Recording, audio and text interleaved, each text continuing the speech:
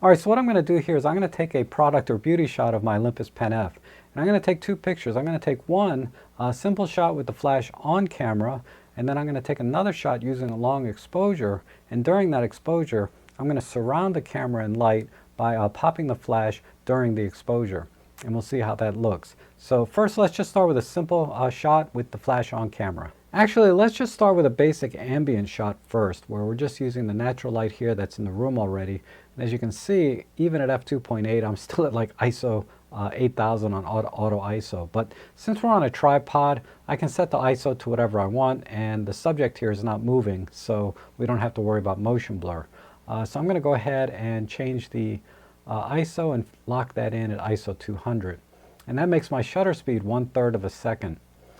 So the other thing I'm going to do is I'm going to go down here, and I'm going to use a 2-second delay timer to avoid any shake that might happen when I push the shutter button. So right there, anti-shock, 2-second delay, self-timer. Now right now, the camera is focusing on the front here, but you can see the back is out of focus because we're at f2.8. So what I'm going to do is I'm going to raise the aperture to f8 so that I get a deep enough depth of field that will allow everything from the front of the camera to be in focus to the back. But to be sure, I want to set the focus point somewhere about 1/3 of the way in of the entire depth of field that I want. So I'm guessing that's going to be right about here, roughly. So I'm going to change my focus point to a single point like this, and then just move it up right about there. And that should be good. Oops, I bumped the aperture. So we're at f8, 2-second delay, ISO 200, and the focus point is right here. So let's go ahead and take a picture and see how that looks.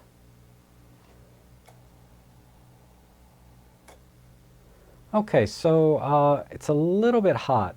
You know, there's some highlights that are clipped. So I'm just going to dial in a -1 exposure comp until that looks about right. That looks pretty good. There's still some very, very minor highlights being clipped here, but I kind of like that. So let's take one more shot. Okay, that looks really good. Now let's just inspect the focus and make sure that we got enough depth of field to get the back of the camera sharp. Yeah, that's pretty good. And then also in the front here. And that looks good too. Okay. All right, now let's take a picture with the flash on camera. And as I mentioned, this is a full manual flash. And because we're so close to the subject here, I'm just going to start with the minimum power of the flash at 1/64th power. And if it's too bright or too dark, then we'll have to make adjustments from there. So let's start with this and see what happens. So I'll just put the camera on the flash on the camera. All right, so let's first take a picture without changing any of the settings and see what we get.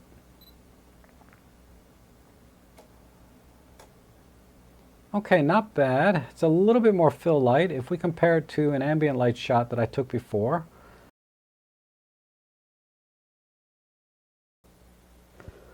What I want to try now is make the image look a little more dramatic. So what I'm going to do is I'm going to try to lower the ambient light in the room by increasing the shutter speed. Shutter speed has no effect on the flash output power. So you'll see, I'm going to just go ahead and I could put it in the shutter priority, but then it's going to lower my aperture to f2.8 as you see here. So I have to go into full manual mode. And then you can see the exposure compensation is gone. It's been replaced with a basically an EV meter or light meter exposure reading of the room. So what I'm going to do is I'm going to lower the shutter speed until that reads, say, -2. Let's go right there. That looks good. Okay, let's take a picture here. And again, my flash power is not affected, but I am starting to see some of the blue table here.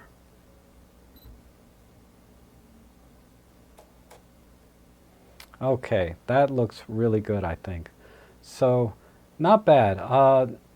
The other thing is, I think since the camera's kind of facing a little bit too much at an angle, I'm going to face it a little more forward to get more light onto the front, like so, and take one more picture. All right, and that'll be a very, very easy picture to edit and post-processing from here. All right, so with all that said, I think we can still do a little better job, because if you look a little bit to the left of the lens, it's still a little bit hot right there because the flash is, basically on camera and can only fire in one direction. And if I want to even that light out, I could possibly put a diffuser in front of the lens and just increase the output power, or I can use multiple flashes. But since I'm going to use this one flash, I can mimic multiple flashes by using a long exposure and then firing this one flash multiple times from different directions. Typically when you do long exposure photography, it's like at night or in a very dark room, and then you can leave the shutter open as long as you want. But instead what I'm going to do is I'm going to leave the lights on and then use an ND filter to effectively make the room dark, at least to the camera.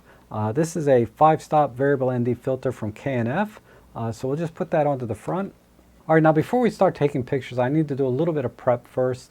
One is, this is one of their cheaper ND filters. It's not a true color variable ND filter, so there's going to be some color shift. So to compensate for that, I'm going to do a custom white balance, and it's very easy to do. You just need, on the Olympus camera at least, you just need a white piece of paper, put it in front of the camera and take a picture, and then I'll make that adjustment for you. So let's do that real quick. Okay, so we just go into the Super Control panel, go up to the white balance, and we're going to rotate this to custom white balance number 1, and then click down. And now when I push the info button, it's going to take a picture. And also note that I still have the flash on, so it's also going to fire when I take the picture. So let me go back in there and click the info button. All right, so it's telling me that it's going to set the white balance to 5700, and I'm just going to say OK. And now we're set. All right, now I'm going to put the camera into bulb mode, and instead of using regular bulb mode, I'm going to use what's called live time. All right, now live time is basically the same thing as bulb mode with two key differences. One is I only have to push the shutter button once, and it'll leave the shutter open until I push the shutter button again. The second one is that while the shutter is open, we can watch on the live view screen the exposure building. So let me go ahead and demonstrate that. So as you can see, we're up to 5 seconds, 6 seconds, 8 seconds, 10 seconds. I think we're still good. That's a little bit too bright. What I really want is about 20 to 30 seconds that I can leave the shutter open while I'm using the flash to illuminate the camera. And while a little bit of ambient light is okay, I was getting a little bit too much there. So what I can do is I can increase the aperture on the camera, or I can lower the ISO. So I'm going to do actually both. I'm going to go from f8 to f11 and then lower the ISO to 100. All right, so let's go to ISO 100 and then change our aperture to f11. All right, so what I'm going to do now is I'm going to use the flash off camera by pushing the little test button here, and it'll fire the flash at whatever power setting I have dialed in. Now remember, I used a 5-stop ND filter, so I'm going to have to increase the power on the flash at least 5 stops to overcome that. So right now we're at 1/64th power, or the minimum power, and every 2 clicks is 1 full stop. So we'll do 1, 2, 3, 4, 5. And that puts me at half power on this flash. So we're almost at full power, but we're at half. So also I changed the ISO and the aperture. There's another 2 stops there, but let's see what we get at half power. All right, so let's go ahead and start the exposure. And I'm going to pop the flash in the front. Oh, that looks good. Then to the left, and then to the right, and then to the back, and then maybe front and center. And we'll stop there. All right, that's not bad, but I can see I clipped the highlights a little bit around the mode dial. So what I'm going to do is I'm going to do the same thing, but this time I'm going to hold the flash just a few inches further back, which is effectively going to put less light onto the camera, and hopefully I won't clip this time. All right, let's try again. Front, right, left, back, and then a little bit in the front. Okay.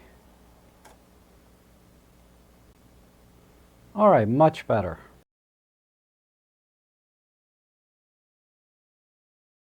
Now, some of you might be asking, why don't I just use live comp instead of using live time? And functionally, they're very similar, but they have very different purposes. Live comp generally is for doing much longer exposures, like light trails of cars driving by in the highway, or maybe doing star trails where you're tracking things overnight and you get this beautiful circles in the sky. Live comp is better for that, where the ambient light is pretty much pitch black, and the only light being added to the scene is light that you choose. So for example, the light trails from cars, or if I'm using a flash or a flashlight, a light bar, light painting, things like that, live comp is excellent for. However, live time is better for shorter exposures, static scenes where things are not moving, and I can allow more ambient light to come into the scene and get a more natural sort of image. So I'm going to just do a quick demonstration of the difference between live time and live comp so you can see it for yourself. All right, so before we get started, you'll remember I set the ND filter to a full 5 stops to crush the ambient light as much as possible.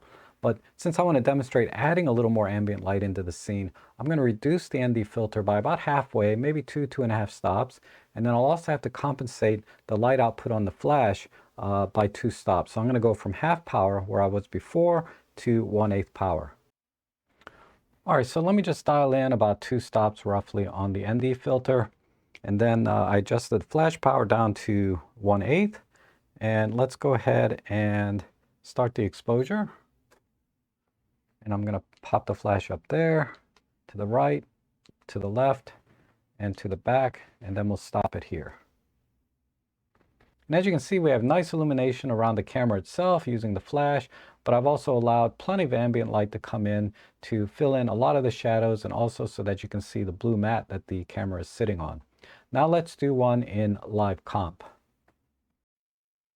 So I'm going to rotate the dial to live comp, and I'm not going to make any other changes. We have to push the shutter to get the initial exposure. We'll start. So we'll do front, side, left side, back, and front.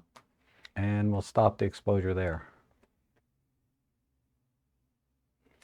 So as you can see, the shadows are much sharper because the only light is coming from my flash, which is a very hard light source, and none of the ambient light is coming in. We can just barely see the blue table, and if we look at the image before, you can see it's a much more natural looking image versus the live comp.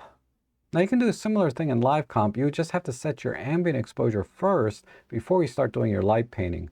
But that said, if I were to use the same exposure settings that I'm using for live time in live comp, I would have to change my shutter speed to 15 seconds to get enough ambient light in for the live comp to work. And then when you do that, I'm waiting like every 15 seconds to see an update to the live view. So it's a little bit more awkward to use live comp for a situation like this than it is live time. So I'll do another tutorial on live comp separately, because that's a whole other can of worms. But generally speaking, for short exposures, like less than a minute long, and for static scenes where things are not moving, I think it's preferable to use live time, say, versus using live comp. So that's all I have for today. And if you like these kind of videos, consider supporting my channel by making a donation in the links below or becoming a member. But either way, thank you so much for watching, and I hope to see you again soon.